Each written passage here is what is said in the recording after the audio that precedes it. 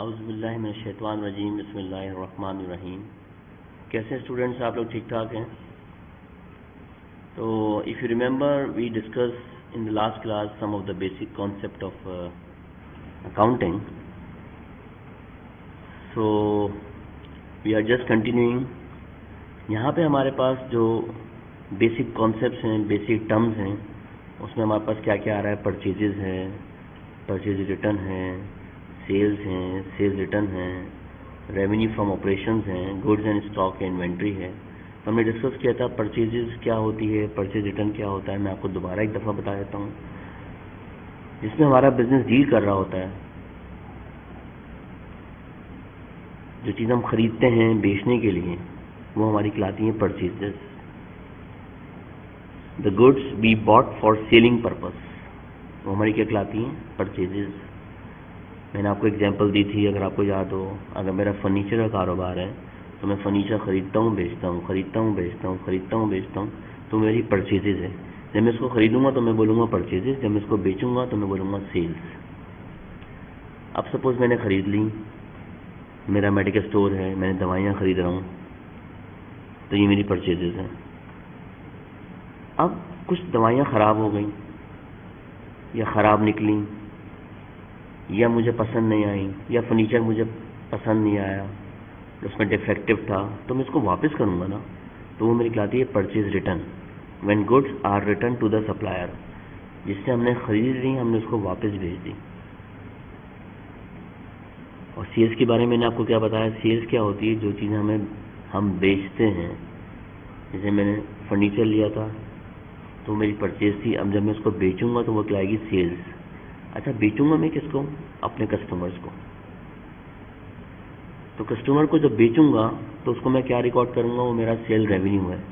मैंने बताया था आपको रेवेन्यू क्या होता है, कि जब भी हम गुड्स एंड सर्विसेज बेचते हैं तो हमें उसके बदले में जो मिलता है वो या तो सेल रेवेन्यू होगा, या कमीशन रेवेन्यू होगा, या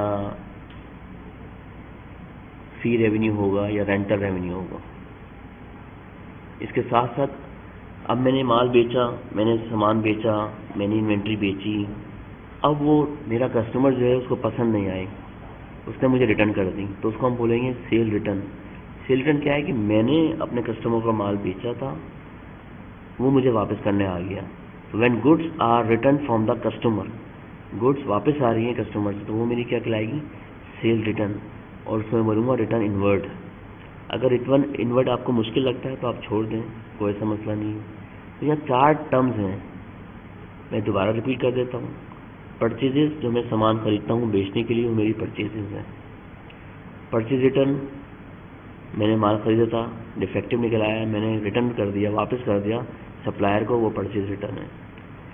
सेल्स, जो मैंने माल खरीदा था, मैंने उसको बेचा, तो मेरा सेल्स है। जब मैंने बेचा, मेरे कस्टमर को पसंद नहीं आया, तो उसने मुझे वापस कर दिया, तो वो मुझे वापस कर रहा है, कस्टमर मेरा वापस कर रहा है मुझे, तो वो क्या कहलाएगी? Sale return. आगे जो हमारे पास सम आ रही है, that is called revenue from operation. मैंने आपको अभी डिस्कस किया कि जो भी मेरे पास मेरे ऑपरेशन से, अच्छा ऑपरेशंस क्या होता है? असल बिजनेस की जो एक्टिविटी हो तो ऑपरेशन होती है। सपोज मैं दुकान पे बैठा हूँ, मैं सामान खरीद रहा हूँ, बेच रहा हूँ, खरीद रहा हूँ, बेच रहा हूँ, उसके बदले मुझे रेवेन्यू भी आ रहा है। तो वो जो सामान मैं बेच रहा हूँ, वो जो मैं एक्टिविटी कर रहा हूँ, वो मेरी कहलाती है ऑपरेटिंग एक्टिविटीज़। क्या कहलाती है? Operating activities. तो उससे जो मुझे मुनाफा आ रहा होगा, उससे जो मेरा रेवेन्यू आ रहा होगा, उसको बोलेंगे revenue from operation. So revenue means the income generate from the sale of goods, कि जो भी इनकम जनरेट होगी सेल ऑफ गुड्स से, वो मेरा रेवेन्यू फ्रॉम ऑपरेशन होगा। मैं फिर रिपीट कर दूं, जो भी इनकम जनरेट हो रही है from the sale of goods, जब मैंने सामान बेचा उसके बदले में जो मेरे पास इनकम आ रही है, वो मेरा क्या कहलाता है? Revenue from operation. गुड्स तो मैं आपको ऑलरेडी बता चुका हूँ। गुड्स क्या होती हैं? जो बाकायदा फिजिकल आइटम होते हैं। और सर्विसेज क्या होती हैं? जो नॉन फिजिकल आइटम होते हैं। अब मैं आपको पढ़ा रहा हूँ, ये सर्विसेज हैं। लेकिन मैं अगर आपको फर्नीचर बेच रहा हूँ, दवाइयाँ बेच रहा हूँ, मैं आटा, दाल, चावल, चीनी बेच रहा हूँ, तो ये गुड्स हैं। गुड्स की बाकायदा फिजिकल एग्जिस्टेंस होती है, सर्विसेज की फिजिकल एग्जिस्टेंस नहीं होती है। स्टॉक को हम दूसरा नाम बोलते हैं इन्वेंट्री। इन्वेंट्री हमारे टेंजिबल एसेट्स होते हैं जो हमारे नॉर्मल बिजनेस में हम इस्तेमाल कर रहे होते हैं प्रोडक्शन ऑफ गुड्स के लिए। सपोज मेरा फर्नीचर का कारोबार है, मैं फर्नीचर बनाता हूँ, तो लकड़ी लाऊंगा, मैं कीले लेके आऊँगा, लकड़ी लेके आऊँगा, ग्लू लेके आऊँगा, फार्मिका लेके आऊँगा, वो मेरी सब क्या कहलाएगी, इन्वेंट्री कहलाएगी। ये इन्वेंट्री मुझे इससे चाहिए कि मुझे एक फर्नीचर बनाना है। एक ये भी हो सकता है मैं बना बनाया फर्नीचर लाऊं, उसको बेचूं, तो वो भी मेरी इन्वेंट्री है। तो जो table, dining table, bed, mattress, कुर्सियाँ, टेबल जो मैं लेके आऊँगा बनी बनाई, वो भी मेरी इन्वेंट्री है। अच्छा, मैं वो लाया क्यों? क्योंकि बेचने के लिए लाया। तो जब मैं उस इन्वेंट्री को मैं ख़रीदूँगा तो वो कहलाएगी परचेजेस। लेकिन वो चीज़ जो मैं ख़रीद रहा हूँ वो तो कहलाएगी परचेजेस, लेकिन वो कहलाएगी क्या? वो मेरी इन्वेंट्री है। अच्छा, कुछ और भी टर्म्स हैं जो हमें आनी चाहिए। अकाउंट रिसीवेबल है, अकाउंट पेबल है। अच्छा, इसके दो नाम हो सकते हैं, ट्रेड रिसीवेबल या इसको हम बोलते हैं अकाउंट रिसीवेबल। आपने कौन सा याद रखना है? Account receivable. और आपने कौन सा याद रखना है? Account payable. देखिए, मैं आपको पहले ही बता चुका हूँ, रिसीवेबल एक होता है रिसीव। रिसीव का मतलब क्या है कि आपको पैसा रिसीव हो गया। अगर मैं बोलूँ अकाउंट रिसीवेबल, ये पैसा रिसीव होगा। It is the amount that is receivable for the sale of goods और services rendered in the ordinary course of business. इसको हम डेटर्स भी बोलते हैं। ब्रिटिश अकाउंटिंग में हम इसको क्या बोलते हैं? डेटर्स। मैं फिर रिपीट कर दूं, अकाउंट रिसीवेबल वो पैसा है जो मुझे रिसीव होगा। अच्छा, ये रिसीव क्यों होगा? क्योंकि मैंने अपने कस्टमर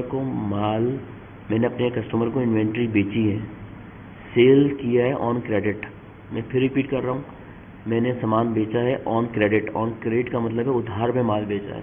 तो मेरे पास पैसा अभी तो नहीं आया ना। ये मेरी कौन सी ट्रांजेक्शन है? क्रेडिट ट्रांजेक्शन है। क्रेडिट ट्रांजेक्शन में पैसा उसी वक्त नहीं आता बल्कि बाद में आता है। तो जब बाद में जो पैसा आएगा वो मेरा अकाउंट रिसीवेबल है।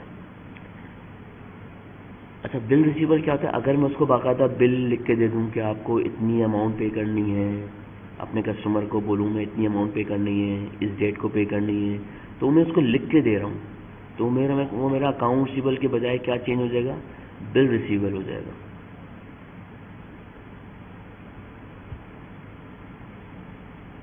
इसके बाद हमारे पास जो एक टर्म आती है वो है अकाउंट पेबल। लेकिन नाम से पता चल रहा है पेबल वो अमाउंट जो हमने पे करनी है। अभी था रिसीवेबल वो अमाउंट जो हमें रिसीव करनी है, क्योंकि हमने अपना सामान उधार पे बेचा था तो हमने लोगों से पैसा लेना है, तो वो अकाउंट रिसीवेबल है। अब हम यहाँ पे हमने उधार पे ख़रीदा है सामान, हम उधार पे ख़रीद रहे हैं, इन्वेंट्री हम ख़रीद रहे हैं, तो हमने उसको पे करना है, तो ये हमारी लायबिलिटी है। अच्छा, अकाउंट रिसीवेबल याद रखिएगा हमारा एसेट्स होता है, क्योंकि ये वो पैसा है जो हमारी जेब में नहीं है, लेकिन ये वो पैसा है जो हमारे पास आएगा। अकाउंट पेबल क्या है? ये वो पैसा है जो हमने पे करना है। कि क्यों पे करना है? क्योंकि हमने परचेज ऑफ गुड्स किए, सर्विसेज लिए, उधार पे लिए। इसको हम बोल सकते हैं डेटर्स, इसको हम बोलते हैं क्रेडिटर्स। ये देखिए यहाँ लिखा हुआ है क्रेडिटर्स, और इसको हम क्या बोलते हैं? डेटर्स। ये ब्रिटिश अकाउंटिंग है और ये जो है वो अमेरिकन अकाउंटिंग है। चीज़ एक ही है, नाम डिफरेंट है। जैसे हम बोलते हैं डिग्गी और ब्रिटिश वाले बोलते हैं ट्रंक।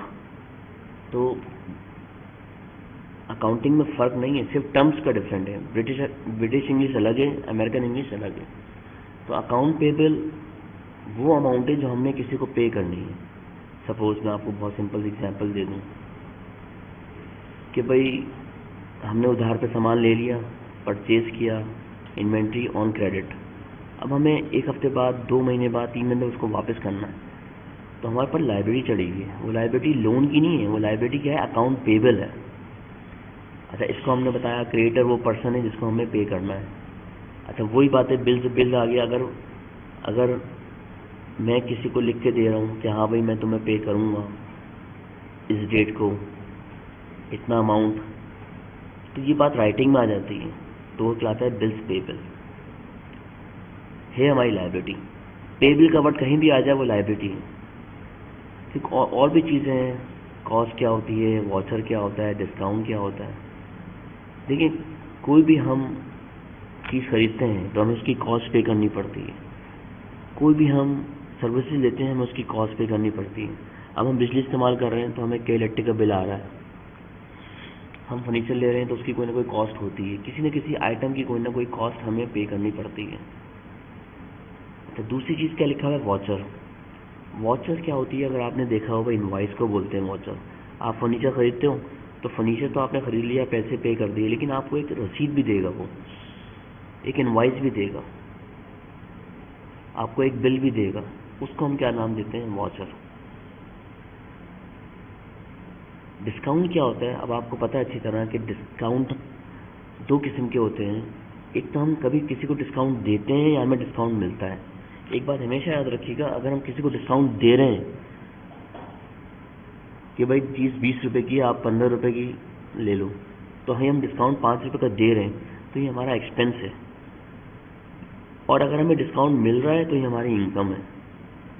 तो यहाँ पे इन्होंने बताया जनाब ट्रेड डिस्काउंट होता है कि सपोज अगर हमें कोई चीज़ हम खरीद रहे हैं तो सप्लायर हमें डिस्काउंट दे रहा है। क्या दे रहा है, डिस्काउंट दे रहा है। तो डिस्काउंट क्या है, it is a reduction in the price, price में रिड्यूस कर रहा है वो। और हमें कौन दे रहा है, goods allowed by the seller. Seller हमें डिस्काउंट दे रहा है कि भाई अगर आप इतना सामान खरीदोगे तो हम आपको इतना ट्रेड डिस्काउंट दे देंगे। सपोज आपको पता है जब भी हम होलसेल में सामान लेते हैं तो बाकायदा हमें ट्रेड डिस्काउंट मिलता है। दूसरा अगर हम देखें कैश डिस्काउंट, कैश डिस्काउंट जब मिलेगा अगर वो कहता है कि आप मुझे जल्दी पेमेंट कर दोगे तो मैं आपको कैश डिस्काउंट दूंगा। जल्दी पेमेंट करने का मतलब क्या है, अगर आपने कभी सुना हो कि अगर तुम मुझे 15 दिन में पेमेंट कर दोगे तो तुम मज़ीद और डिस्काउंट ले लो मुझसे, अगर तुम 10 दिन में पे करोगे तो मज़ीद मैं तुम्हें और डिस्काउंट दे देता हूँ। क्योंकि सामने वाले को ये फिक्र होती है कि यार ये पैसा मेरा डूब ना जाए कहीं, तो सामने वाले को लालच देता है कि अगर तुम 10 दिन में मुझे पे कर दोगे तो मैं तुम्हें 2% डिस्काउंट और दे दूंगा।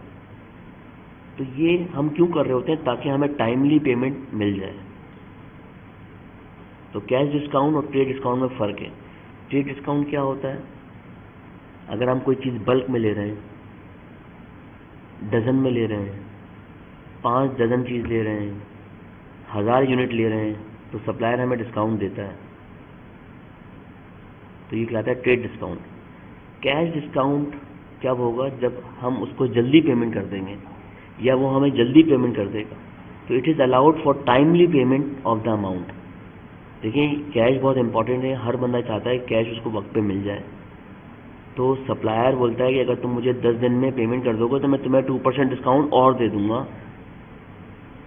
तो ये कहलाता है कैश डिस्काउंट। यहाँ कोई प्रॉब्लम है तो प्लीज़ पूछें। किसी भी हवाले से कोई चीज़ नहीं समझ आ रही तो आपने पूछनी है, कोई घबराने की ज़रूरत नहीं है।